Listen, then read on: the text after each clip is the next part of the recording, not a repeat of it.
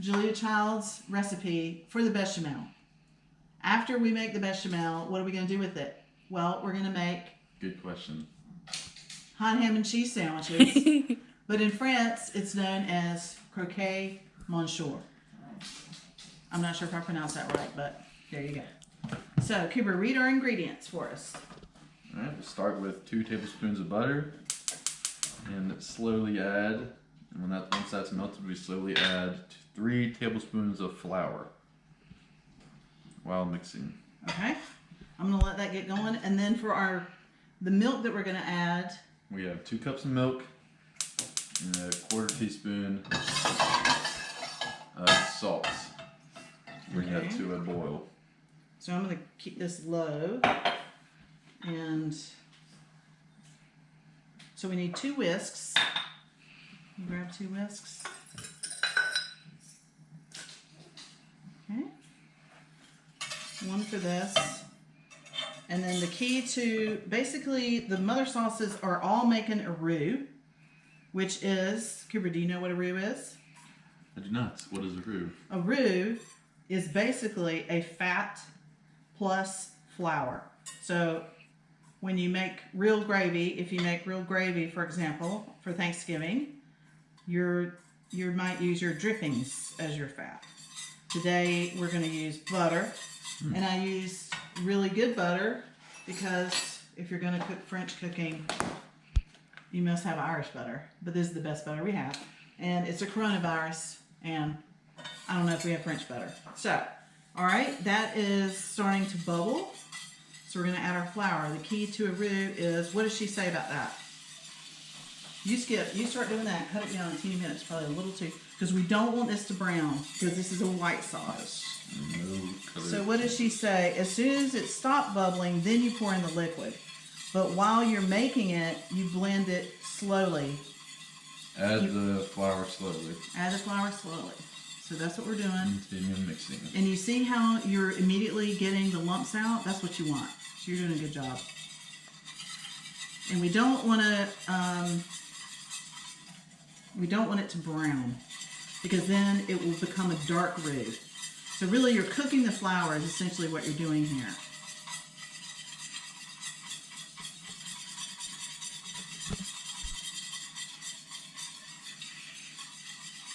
Oh, it's looking nice. Let's tilt the pan up. Really? See how it's pretty? It's a pretty color. It's a very buttery, yummy looking sauce. Now you can use this for a lot of things. The reason why the French have these main sauces is it's like the staple to much of their food. We're not going to go all the way on this bechamel. We're going to make something simple because it's lunch and I don't have a lot of time before I have to get on my next call. So this is the quickest one, okay? Good job. Okay, now I'm going to put the rest of it. All right, good job. That's looking good. Now I'm going to cut this up. The one rule they said is you really want to make sure that the liquid you're adding, which is our milk, is warm. If it's cold, I guess it shocks it or something. I don't know. I'm sure there's a rule. Okay, now it's starting to really bubble, so let's cut that really down because It needs to be removed from heat. Right, so let me get this warm. What does she say about the milk? Let's double check. As soon as roux has stopped bubbling, pour in all the hot liquid at once. And this is supposed to be boiling, so let's wait. So just cut off the heat, and we can just wait. Let me crank this up a little bit, but I don't want this to get crazy. Just enough to mix it in. All right, so we step away a little bit just to make sure we got this right. So this milk is just starting to bubble and show the color of your... It's probably a teeny bit yellower than we wanted, but hey, it's our first time. What are you gonna do? All right, so we're gonna. What does she say about adding this? Do we add slowly? Pour in the hot liquid at once. Immediately beat vigorously with wire whip. Okay, vigorously. And did she say take it off the heat? I'll look while you do that. Not yet. Okay. I'll put it on heat yet. No heat yet. After you mix this, you then boil again for 1 minute. All right, let me check again. Pour in all the hot liquid at once. Immediately beat vigorously to blend liquid and roux.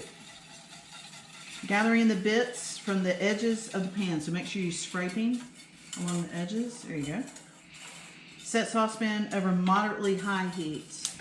Get it to boil for a minute. Stir with it until the sauce comes to boil. Boil for 1 minute, you're right. So the boil, what it does is the flour will thicken with a high heat. So that's why they say it's got to go hot. So like when I make the gravy at Thanksgiving, I bubble it. It bubbles really good.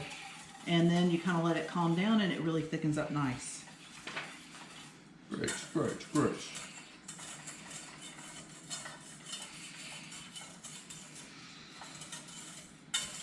All right, keep scraping. Good job.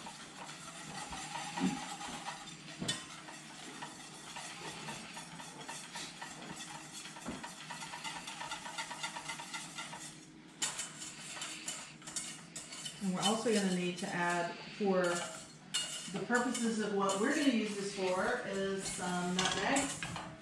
That's flavoring that we're adding.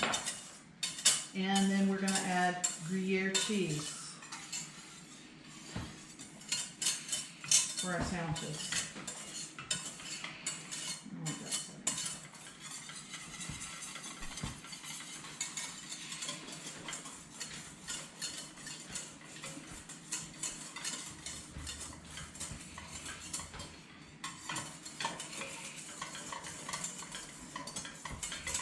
How's it coming?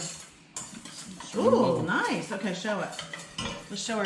The bubbles are starting to look come, how and thick it's it is. getting thicker. It's coating. It's really nice.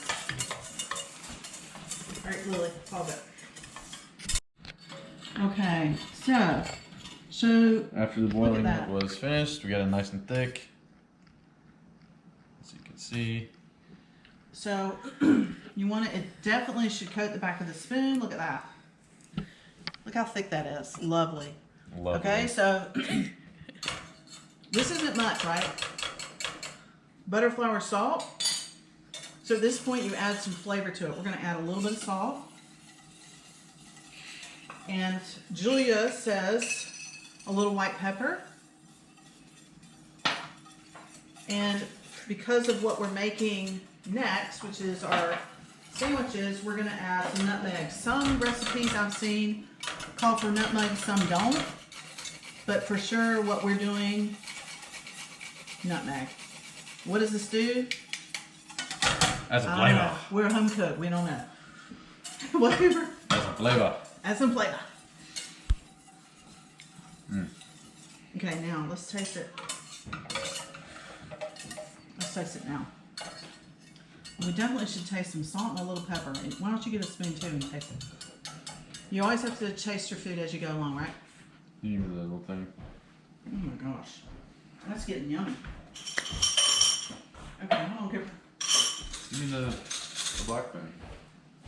Okay, so I can taste the salt and the pepper, but the nutmeg I'm not sure, so let me add a little bit more. Let's just be, I don't think this is supposed to be in the background, but I'm gonna add a little more. Okay, so now for our recipe, so this is bechamel sauce. This is what you have here. You can use this to make, apparently, some very good mac and cheese, which maybe we'll try next time. Also, they say this can be mixed with Parmesan cheese or ricotta cheese and used as a layer for your lasagna. That also sounds yummy. We'll get back to you on that one. So what are we going to do now? We're just going to make hot ham and cheese because I'm actually trying to work today. So we're going to put in about a 1/4 cup of cheese. So I'm just measuring kind of know again at a time. This is Gruyere, which I had to go to the grocery store for because you can't make a French recipe with Parmigiano Reggiano, which is all I had. So we're going to mix that in, and this becomes yummy. Let's taste it again after you mix it. Look at that, it's so pretty. It's gorgeous. It's gorgeous. Let me taste it. Gruyere is kind of a strong cheese. Look at that. Oh my goodness. Hello.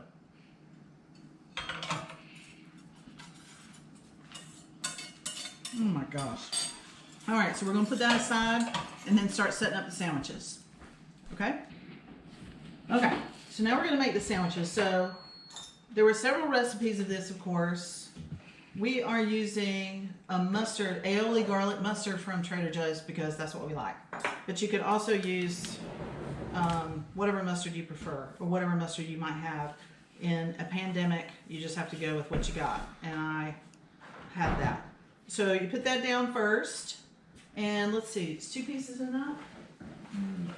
No, of course not. How about let's go for 3? This is a ham that is on sale at Harris Teeter. So again, you get what you can. They also said you could do like a Virginia baked ham. You want one that's a little bit sweet that can hold up against what is a pretty rich cheese sauce. Essentially, we made a cheese sauce when we added to a Gruyere. Okay, so you want to put that a little bit on each one, and let's just, because then we have to also have a layer for the top, so you don't want to go too crazy. That may not, I don't know if that'll be the best thing to, yeah, for spreading, it's great. It looks good. But you know, don't be too thin. I think you can go a little heavier than that. All right, let me see what it says about the other.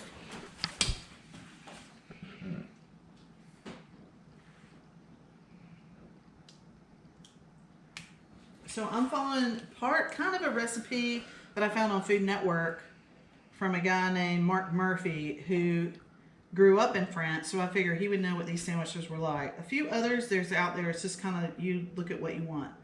But the basic point of this recipe is you actually have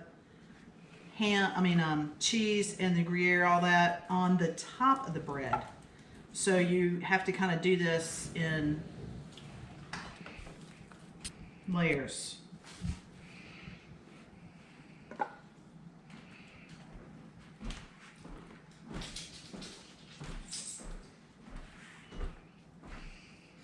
Okay. So it's really good, Kipper.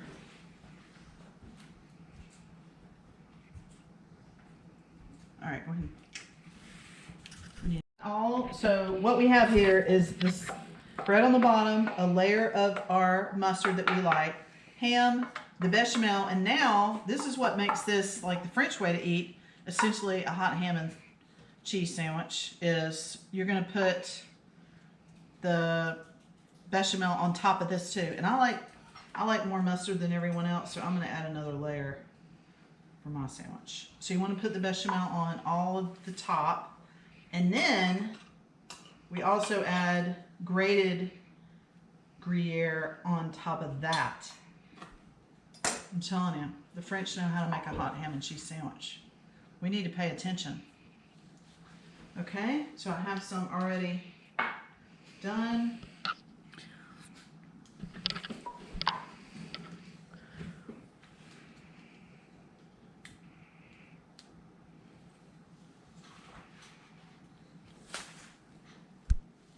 What do you think about this?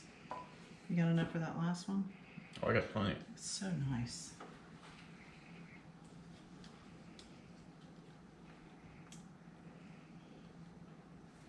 Let me do it. Okay, Lily. One sec. All right, so this is kind of what they look like. You know, Gruyere is not the cheapest cheese you're going to find in the grocery store. So, you know, you don't want, I don't want it all laying all over the place. And it's got a nice buttery flavor to it. Now you put this in the broiler. Also, don't walk away and forget that your expensive cheese and ham sandwich is in the oven. So we're going to put this in. He says to broil it. Some other people say different things, whatever. I'm cutting it on a low broil just because I don't want to burn it. And I'd like to make sure it gets a chance to get gooey. All right, we'll see you in a minute. All right, well, these sandwiches are out of the oven, all broiled up. Now I'm slicing through them. As you can see, the cheese melted nicely. It's a very beautiful sandwich. Very pretty. And we got some sides as well. So we got the full thing right here. Yes. Very nice, very nice. How's it gonna look? Oh, It looks pretty good. yes. Look at that. Lovely. See that? Yummy. We're gonna have a spinach salad with some herbs Province. Thanks to my Aunt Linda for my Christmas present Shout out. / birthday. Shout out Aunt Linda. It's got rosemary and thyme in it. That's gonna be yummy with the spinach. And some grapes. So even in a coronavirus, you can make good food. Hot ham and cheese sandwiches, but more on the French side. So we call them what? Do you remember? Croquet. No, do not. Monsieur. Okay, monsieur. Bon appetit. Bon appetit.